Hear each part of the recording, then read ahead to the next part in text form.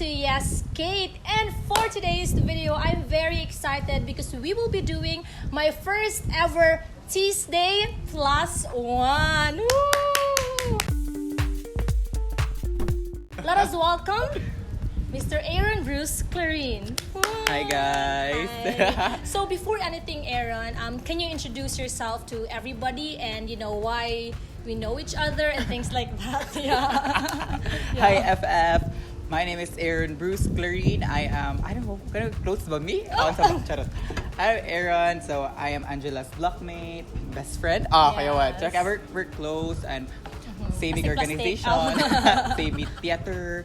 And basta, taganamig same actually feeling with each other. Sunod siya nako basta like idol ko niya. Charot. Who is Aaron Bruce Clarin? He is the president of the Carolinian Communication Society, the president of Batanon Alang sa Kalambuan sa Cordova, a Cebuano Youth Ambassador, and a vice president for external affairs in Cebu Federation of Journalism and Communication Students.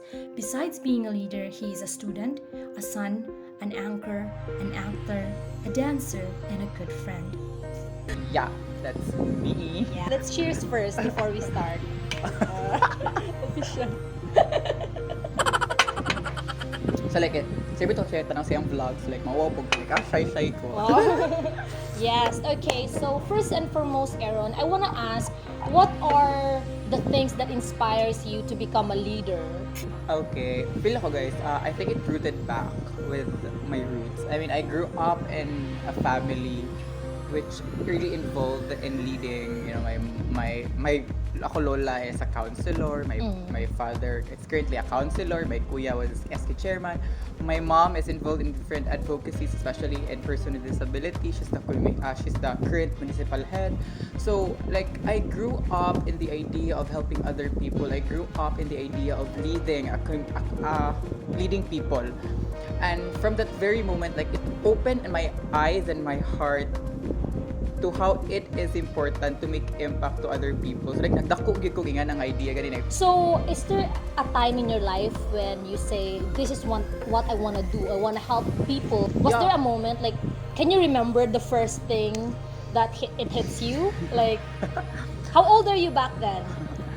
I don't know. Like, I don't want to talk about a specific age, but like, kato lang, like, permi ko yugon sa akong mama in every meetings and every advocacies that she do, like, it may be in Cebu, within Cebu or in outside Cebu, like mga tumig Manila, nga na gani. So like, nakaana kong like, hello, empowered sa akong mama, or like, she really, also po na akong papa, like, like, my parents are a person with disability, they have disability, but the idea there is they have the ability to influence other people. Like, oh my God, they did that, how much more I? As you can see, people inline politics as a negative word, because of like corruption and all of that. So in your part, how do you take that? Like, hearing from those people who is saying that politics, pa-fame ra na siya, or kanang para lang yun makita siya and all that. How do you justify that? Okay, disclaimer lang ha, hindi ako full time. Yeah. May mayroon po. Pero like, in your own experience. For me, like, the challenge there as a leader is we should eradicate the notion that politics is dirty, politics is just politics is just there because wala lang, for fame, like, people wanted to be corrupt, like, makorrupt. No, like, let's apply the idea that politics is there because for a nation or for a society to be to work kay, like, if a specific community wala mo lead, wala siya, like, if everyone has the power, na siya yung di na siya level, like, magpatenas asay na. So let's take the idea nga politics is good because someone who is there to lead the community, but the challenge there is if someone who is seated in power has the vision to really turn the community into something better. Okay, speaking of being a leader, you know what? To be honest, Aaron, I learned so much from you as being a leader, actually, guys, because I feel like I'm not born a leader, but because I have been given an opportunity to become one in one of our organization, I realized how Aaron has helped me a lot in molding myself to become a leader. No. Dili bitaw, pero sa tinuod lang tayo, it's like when I see him work, he really works, and it's not like just pa-work lang. He's really doing something, and you know, when we have goals, when Aaron is the one leading it, like we really do it extra ba. Di lang siya murag as for the sake of compliance betaw. So I really want to ask you this ever since before, because I was so inspired, and I feel like I am becoming the leader that I want to be because of you also, because ikaw akong pinakamakauban. So my question for you is how to become a good leader, or what are your tips for those people watching right now who wants to become a leader someday, in not just in politics but in different fields. I think for me, it all boils down to your foundation. Like, why you are there? Why are you in that position? It is because it's something you love to do. It's really hard to do something if you don't put love to it. Like, for example, gipili ko as president. Gipili ko as president kaya saman ako yung pinaka-stricta. Ingan, like, dili siya. You are put in the position, like, for example, in the actor, you're put in that character because you love to portray that character. So, first and foremost, love what you're doing. And next is you don't see your responsibility as a responsibility. Like, I always keep I keep on repeating this. Now, you don't see your responsibility as a responsibility, but it's a passion for you. Because from the moment you take that responsibility and you see it as a passion, like, wala, dili siya bugat ni mga, ay ka, naman ko yung responsibility na po, like, dili na po ko, like, wala lang, like, let's go, you know, the drive in there, like, the passion to serve the people is there. The heart for service is there. And next is, always do something for the betterment of the people. It's not for the betterment of yourself. Because for the moment you do something for the people, it always go back to you. So like, more siya, you do something for the people, nga mo give back nimo kay kinagduwa na. So it's still fulfillment in your part. Yeah. As a community leader, even inside the university, I always think of the people outside our university. Because the struggle of the masses is the struggle of the people inside the university. Yeah, true.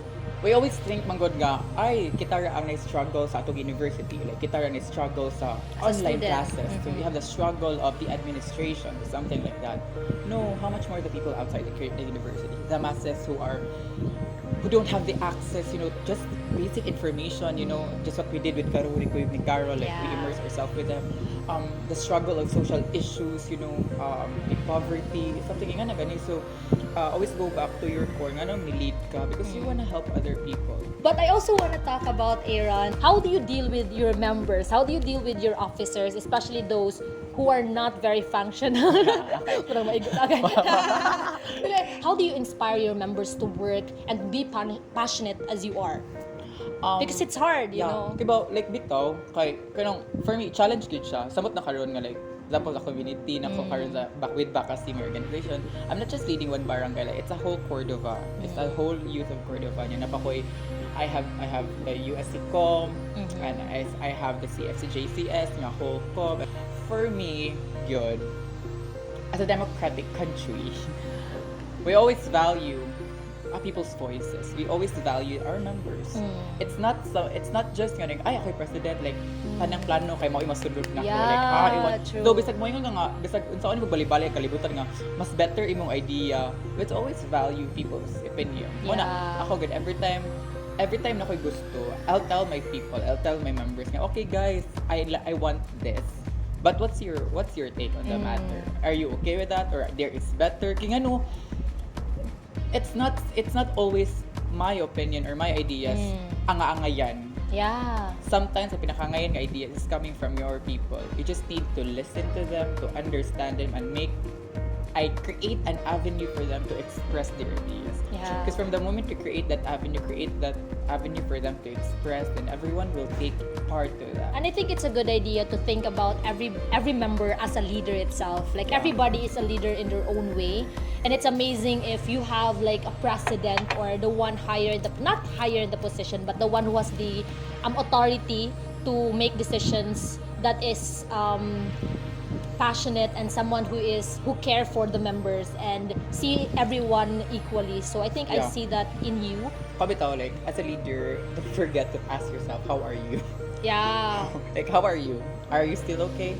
Ako, Jude, like, if I do something, I always spare 1 hour time for just myself. Like, after everything, like, I wanna take, get away sa kanan din. I just wanna social media and chat with my friends. Yeah. Lang, lisod gyud ka ayo mag-serve og mga tao nga dili nimo i-ask imong self nga okay pa ba ka? Are you still okay? Like, are you still committed to serve your people? Are you still committed nga mo make initiatives for the people? Yeah, dili na ka okay, dili na okay imong mental state. So always important to ask yourself, because you cannot empower others if you cannot empower yourself first. So empower yourself.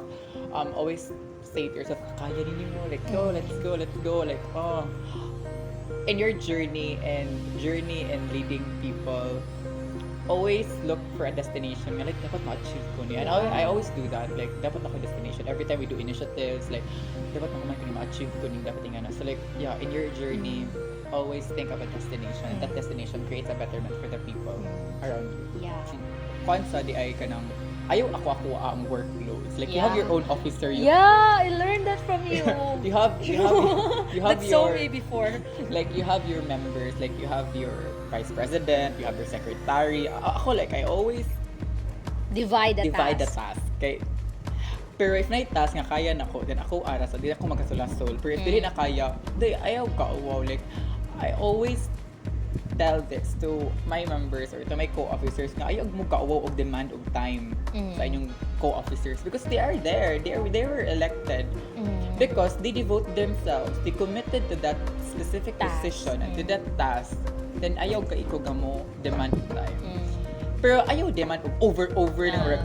Tanan na lang, like, just ask them nga, you do this and this and this and this and that, and then give them a specific deadline. Ako sa officers, like, I always give a specific deadline, like, for example, with Stephen or with Lian or with Jane and Julia, or with my co-officers in Baka. Simona ko nga, kanang, I give deliverables, like, pinakadugay na bigyo, ay pinakadali na ito ay 1 day or 2 days before the deadline. Yeah. But as much as possible, I should give that 1 week before. Like, ano ka, buhatan ni, anis, ipas ko ni kanang day. And then, ayaw kalimot og always update with them. Kumusta naman ko like kumusta na. Pero approach it in a way nga your friend. I'm just thankful lang good kay ko nga ako mga officers is friends na ko. And don't forget yourself. Yeah.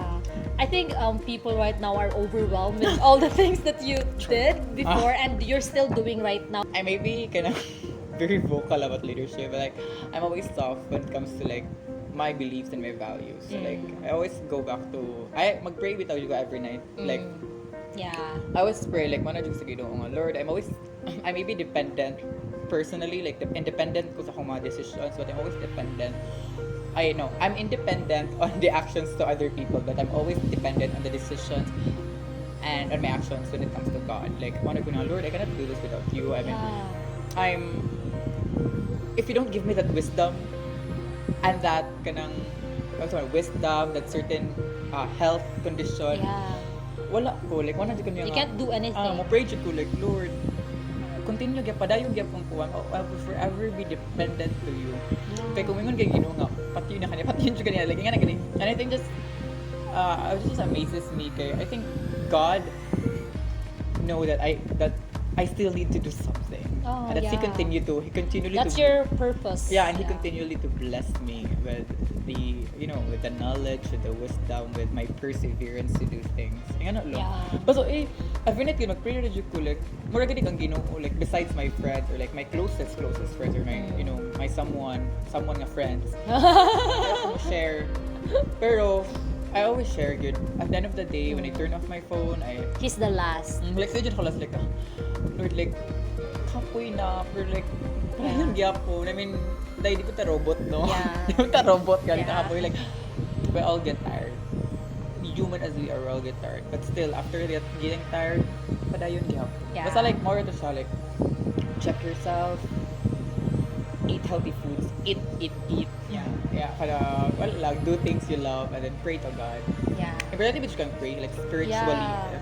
To be honest, like, ako sad, factor po guro na ako nga ni-grow po ko Christian family. Like, ako mama, kay ako mga igsuon, kay gina-practice, ginamang devotion, like, mag-pray sa Ginoo. Like, most na akong core, like, besides leading people, besides the ability to do that, kay mas na, like, being,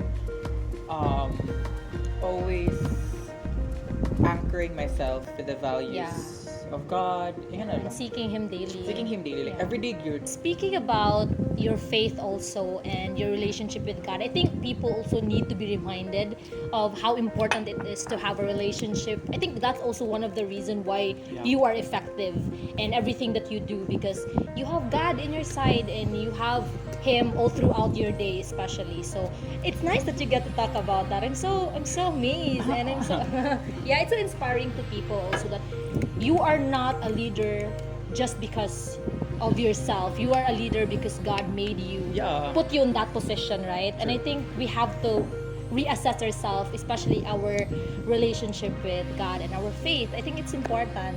Can you give advice to future leaders out there who are watching right now, and also can you give advice to those voters out there, like how to be a responsible voter? I think I want to hear from you also. And like, we need, as a citizen, I mean, every election in our organization, every election in our organization is a reflection of election in the local and national politics. Yeah, it's the same. You always exercise your right to suffrage and your right to be heard. Yeah. Don't think nga ang inyong gina-choose nga leader is powerful. No, the power is in you. The power is in the people, because you have that power to choose someone nga who has the capability to best represent your struggle, to best represent your ideas, to best represent your vision. Your vision as a student or as a citizen in the country. And let's choose that leader, and we hold that power in choosing them in the community or in outside the university. We are being challenged. There are a lot of things that people who are in marginalized sector are being red tag, activists who are fighting for their rights, activists who are forcing their rights, being red tag. I mean, a lot good old struggles, and that's why it's very important to elect leaders who see his people as not like kontra, but see his people as someone nga someone nga should be taken care of. Yeah, like a family. Oh, like we elected leaders. We elect leaders who will best represent our struggle and to see our struggle, and a leader who really immerses himself in his people. For everyone there who are watching, everybody is a voter, especially here in the Philippines. Exercise your right to suffrage. Exercise your right to vote. Your right to be heard. Because in your decision, you hold the future. By your decision, it will result in a good future. So if you elect leaders na good, then we could have a better future. You could have a better future that understands us and that best address the problems. Yeah. How about to Aaron? How about to those people who don't vote? Like who don't care, who's like we don't want to vote, we don't want to get involved about that, especially in national elections. There are still people who don't actually vote and who don't take time to get to know each candidate. Like, I think it's important, you know? Like, there are a lot of people who are apolitical, they would want to involve themselves. Kaya wala lang, I just want to be me. Like, I'm okay here. Like, whoever wins, whoever wins, kaya okay ako karon. Like, for example, in a national politics, there are a lot of privileged na people. Nga kanang, if you're in a community, kay okay nila, kay I'm okay, kay naman ko, like, nakoy makaon 3 times a day. Like, kinsa pa i-elect nyo dira, it won't affect me. In our society right now, there are a lot of people who are struggling right now. Suffering right now. And that's where you draw your inspiration nga mo vote ka. Because for your vote, you have the because of your vote, you can make changes. Because of your vote, you can choose someone who could address the problem, not your problem, but the problem of other people. Think of other people. Don't think about too much yourself. Don't be selfish. Like, there are a lot of people nga, like, naitaong nag-struggle. Especially in pandemic, like, we're experiencing the same storm, but we're not on the same boat. Like, every one of you are in yacht, some of us are like, nasa pambot. Yeah. But there or sa kanang kahoy lang. But there are people who are ginakaya gyapon na lang sound gyapon sa wave of problems, but that's where we draw inspiration, like Yeah. these people. To those who don't want to vote because wala lang, like wala, Yeah. apathy, the attitude of apathy. Always think of other people na, because of your vote you can help other people. Yeah.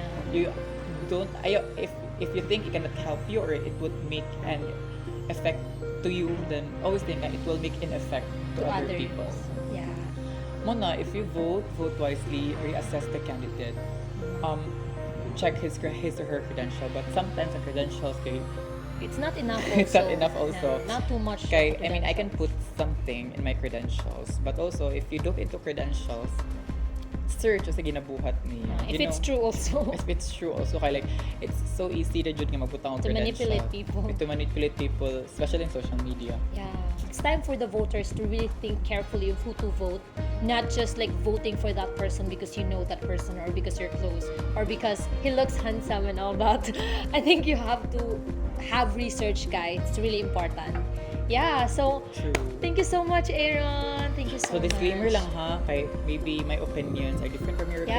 opinions. Just respect my opinion because this is my opinion. It's Yeah. based on my experience. It's based on my knowledge. My knowledge maybe not as much as good as you who are watching right now. Mga ay, ngayon magisulti. Like, you may Yeah. question my knowledge, but I respect your opinion as much as you respect mine. Yeah.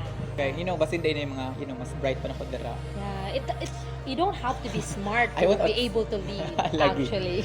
But So, yeah, thank you so much, Aaron, for your time. Thank you so Kapunaka. much. Yeah, thank you so much, everyone, for watching. This is TeasDay +1 with Aaron Bruce Clarin. check my Instagram, Instagram, Facebook. Ano na lang. Yay!